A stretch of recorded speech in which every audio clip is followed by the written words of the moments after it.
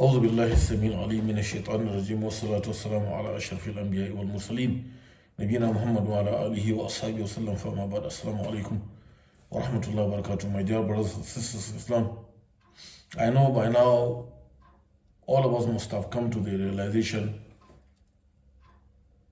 that the social media is becoming a serious distraction for so many of us. And the way we approach these issues will go a long way in keeping us on track and helping us to manage our time judiciously. As Muslims, we need to understand that time is a scarce commodity, and it's something that Allah Ta'ala will hold us to account.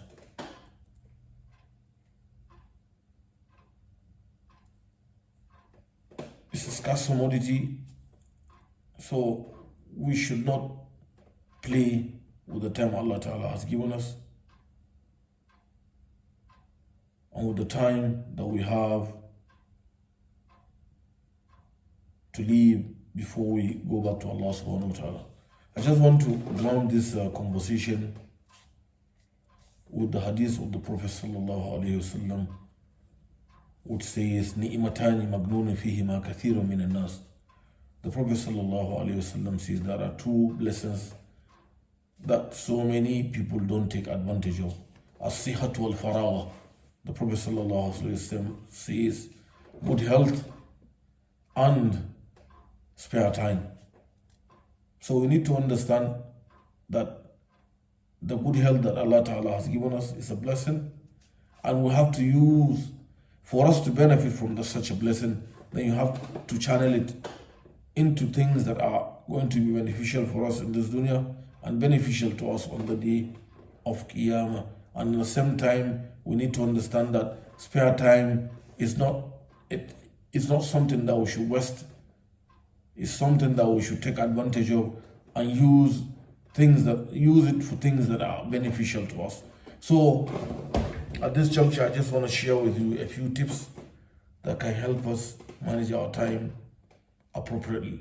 Time managers have a concept that they call identifying our productivity rhythm.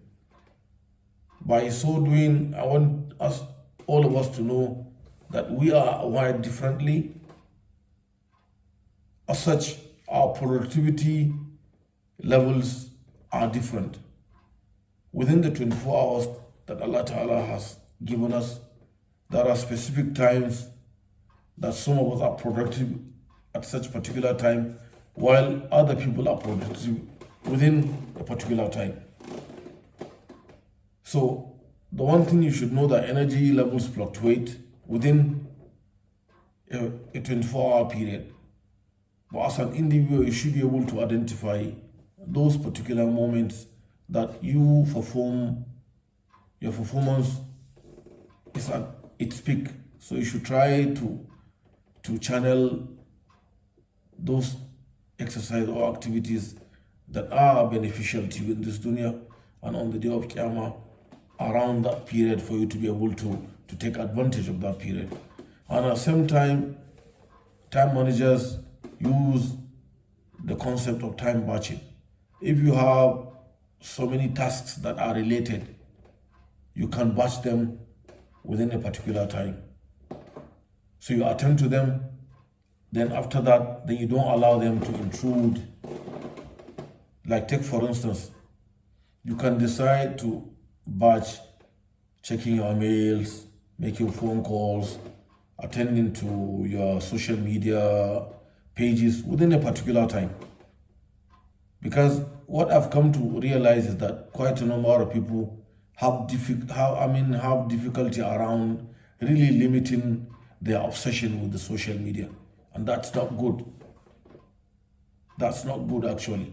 Unless if you are using the social media as a platform for work or as a platform to make money, for instance. But if you are just using the social media to socialize, then you should know that not having a scope or a limitation factor around use of the social media can create a serious distraction for you. So you should use time batching to be able to now batch a particular time to those activities. And one other thing that can help you manage your time very well is to always have a to-do list. Before going to bed, you should always have an idea of write down, scribble down all the things you want to attend to, you want to address the next day. So at least that gives you a sense of an idea of what you are, all the tasks or exercise or activities that you attend. That is geared, the whole idea of this is to keep you on track, to give you an idea of what you are going to accomplish. And at the same time, you should also have a vision board that you always put in a specific corner in your office, in your home, that carries your aspirations for the day or your aspirations in life. You understand? You should put it where you can always see it and stay focused and remain focused. Like take for instance, if you have a huge project or a project like say the recitation of the Holy Quran, the entire Quran, maybe in every month, that's a project because it's something you cannot attend to, maybe finish within a day or two. So what you need to do is that you should set milestones. Break down the project into chunks, widely referred to as milestones. Your milestone in this regard would be to read 2 hizbs each and every day. And you need to stay focused and have consistent discipline. And set a time for that. Set a particular time for that. You can say, I will do this immediately after Fajr. So if you do that, you stay focused, you remain consistent, you discipline yourself to make sure that nothing takes you away from that particular task or exercise that you've already promised to accomplish. And last but not least, we need to understand that Qiyamul Layl is absolutely crucial for us as Muslims.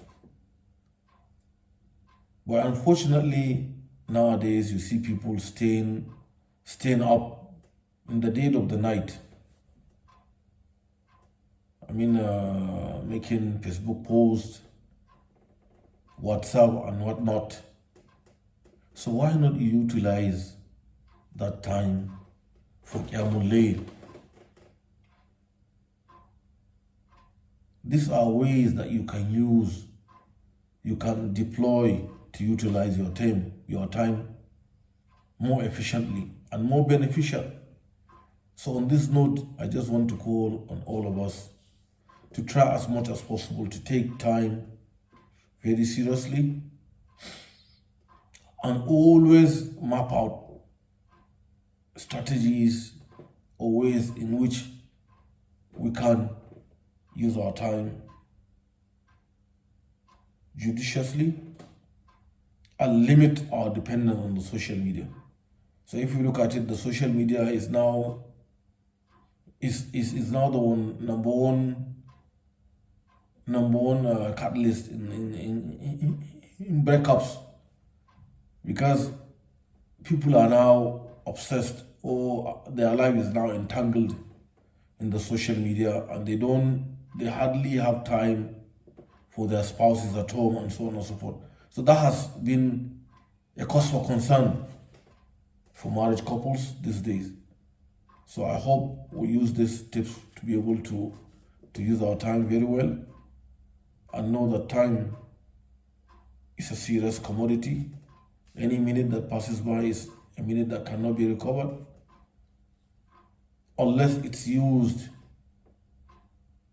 in things that are beneficial, will be beneficial to us in this dunya and the next. May Allah Ta'ala make it easy for all of us. Subhanakallahumma wa bihamdik. Nashhadu an la ilaha illa anta astaghfiruka wa atubu ilayk.